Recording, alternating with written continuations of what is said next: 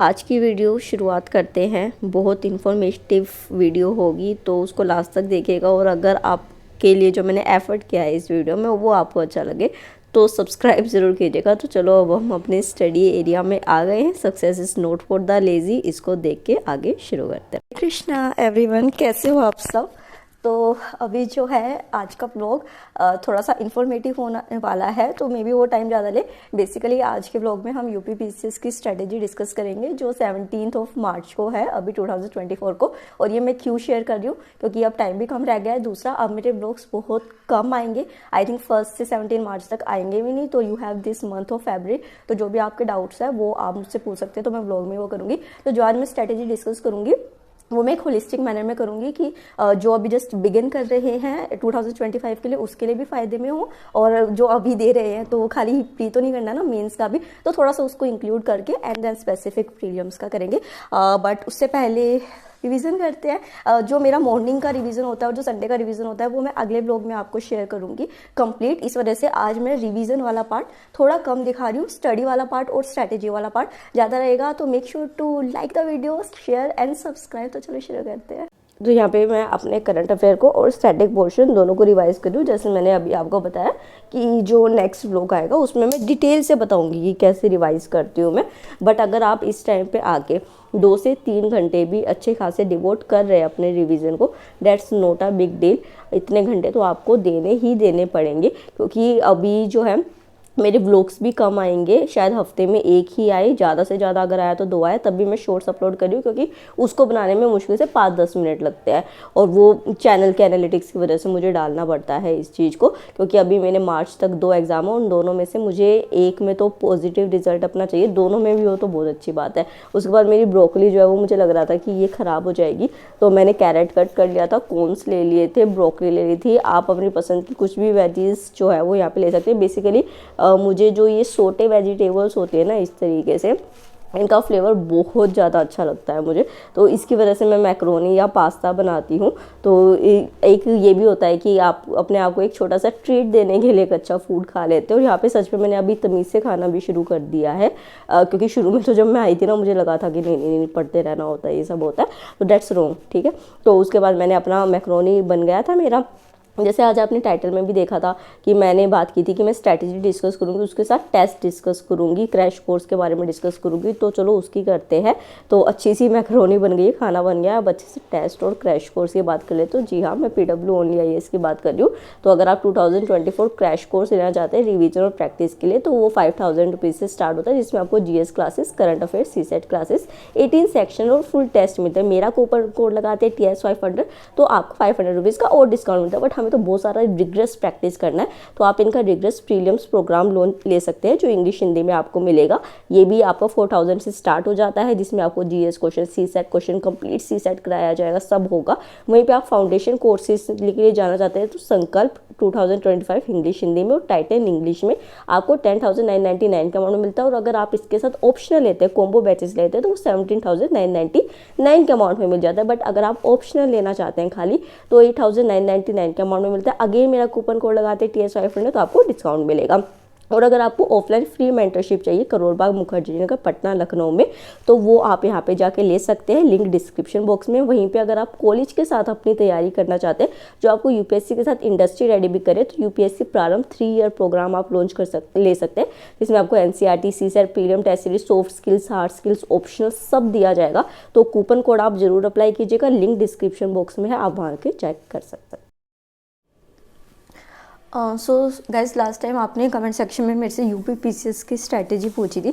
तो देखो, ये मेरी स्ट्रैटेजी है, मे भी आपको पसंद आए या ना आए, और अगर आप अपनी फ्रेम करना चाहते हैं दैट्स वेल एंड गुड, ठीक है। आप थोड़ा सा हिंट ले सकते हैं, वरना नहीं भी फॉलो करो, कोई इशू नहीं है। मेरी ये है तो मैं आपके साथ शेयर कर रही हूँ, ठीक है। तो चलो फिर स्टार्ट करते हैं।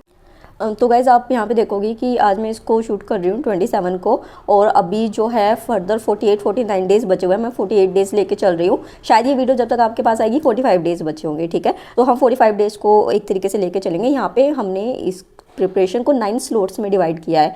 तो वो स्लॉट्स वाइज क्या करा है कि एक स्लॉट को हमने 5 डेज में डिवाइड किया, ठीक है, समझ गए कि 45 दिन 9 स्लॉट्स और 5 दिन, ठीक है। अब यहाँ पे जो हम सब्जेक्ट्स का कंट्रीब्यूशन लेके चलेंगे वो इस तरीके से लेके चलेंगे कि एक बड़े सब्जेक्ट को लेके चलेंगे, एक छोटे को लेके चलेंगे, और करंट अफेयर्स को हम डेली अपना टाइम देंगे 2 घंटे का, ठीक है। तो फर्स्ट स्लॉट में हम क्या करेंगे, ज्योग्राफी को और पॉलिटी को ले सकते हैं। आप चाहे तो कोई और सब्जेक्ट ले सकते हैं, मुझे पॉलिटी का मॉक देना है, इस वजह से मैं अभी इसको लेके चल रही हूँ, ठीक है। ज्योग्राफी और पॉलिटी प्लस करंट अफेयर्स, जैसे मैंने आपको बताया। यहाँ पे देखो आपको ये वाला जो स्लॉट होगा ये थोड़ा सा डिफिकल्ट लगेगा, बहुत ज़्यादा टाइम जो कंट्रीब्यूटिंग लगेगा आपको, बट ये आपके लिए ज़रूरी है बिकॉज टाइम अब कम भी है ना। आप ये तो देखो कि जितने ज़्यादा आवर्स आप डिवोट करोगे उतने कम है, तो इस वजह से मैंने ज्योग्राफी को लिया, पॉलिटी को लिया, करंट अफेयर को लिया। क्योंकि हमने 2 सब्जेक्ट्स कवर किया है तो हम 2 मॉक देंगे फर्स्ट स्लॉट में। आपको लगेगा 2 मॉक्स कम है इस टाइम पे आके, बट अभी आगे हम उस चीज़ को देखेंगे। फिर सेकंड स्लॉट में हम हिस्ट्री को लेंगे। हिस्ट्री हम सिंगल सब्जेक्ट सेकंड स्लॉट में इसलिए लेके चल रहे हैं क्योंकि हमारे पास 3 है, एंशिएंट, मिडाइवल और मॉडर्न है,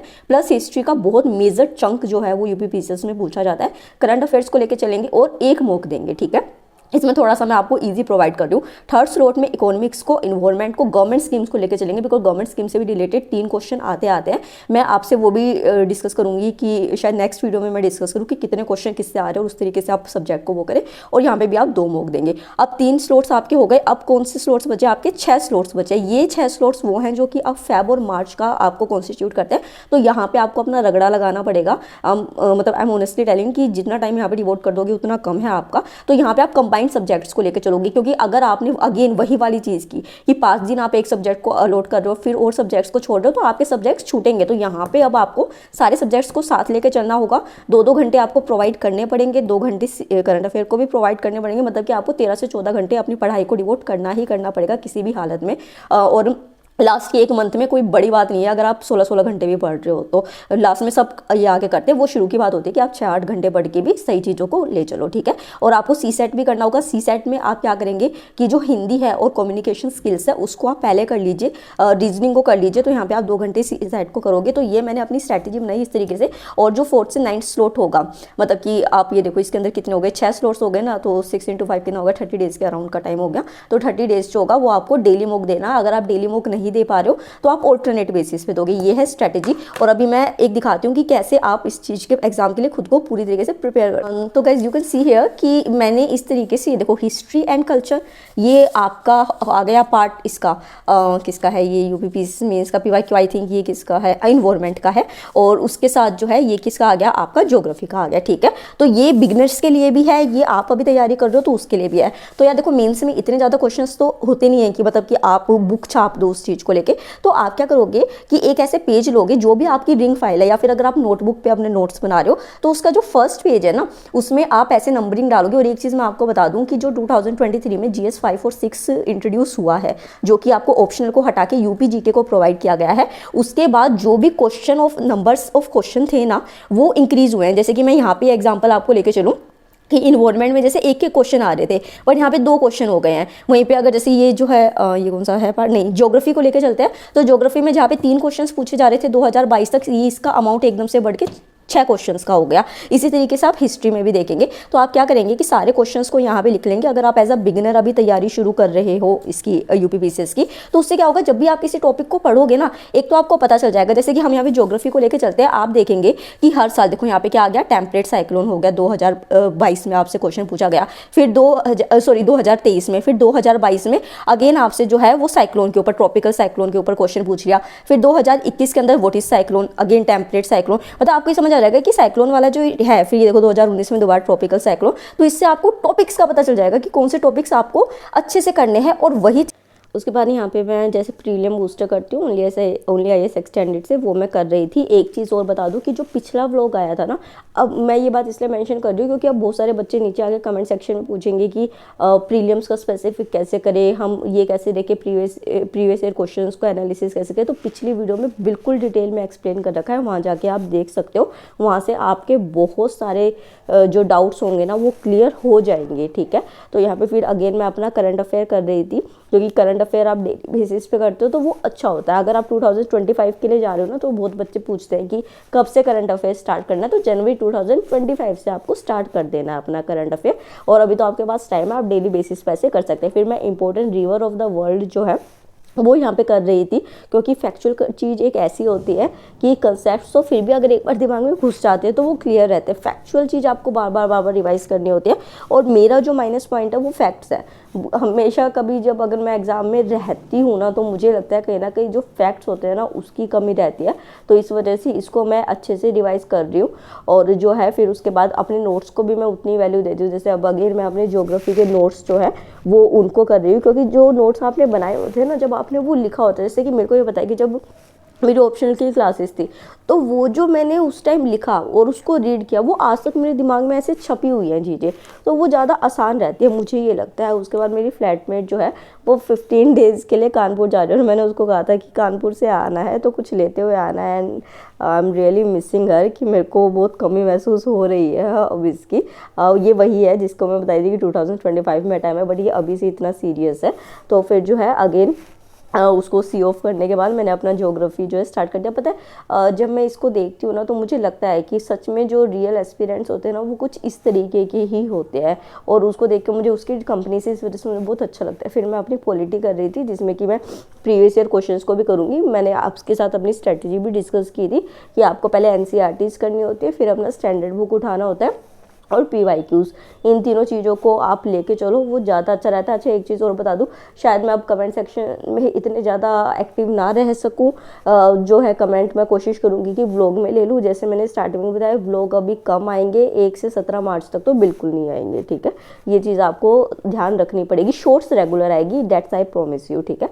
उसके बाद जो है अगेन मैंने अपने जो PYQs थे वो यहाँ पे कर रही थी। और एक चीज़ और मैं आपको स्ट्रेटजी में बताना भूल गई, मैंने आपको UPGK और साइंस मेंशन करना भूल दिया था। तो आप 1-1 घंटा जो है वो UPGK और जनरल साइंस को भी दें, क्योंकि जनरल साइंस मुझे लगता है, चाहे तो मेरा ऐसे मान लो कि मेरा साइंस बैकग्राउंड है, मैंने PMT के लिए दिया था, तो मुझे चीज़ें बहुत आसान लगती है। अगर आपको लगता है तो आप 2 घंटा भी डिवोट कर सकते हो। और UPGK मैं प्रीलिम्स के लिए इसलिए कम थोड़ा कह रही हूँ क्योंकि थोड़े कम क्वेश्चन आते हैं, और सब्जेक्ट्स को आप देख सकते हैं। तो ये व्लॉग था, अब मैं थक गई हूँ पूरा पढ़ के। तो अगर व्लॉग अच्छा लगा तो लाइक, शेयर एंड सब्सक्राइब करना, और नोटिफिकेशन बेल को ज़रूर प्रेस करना।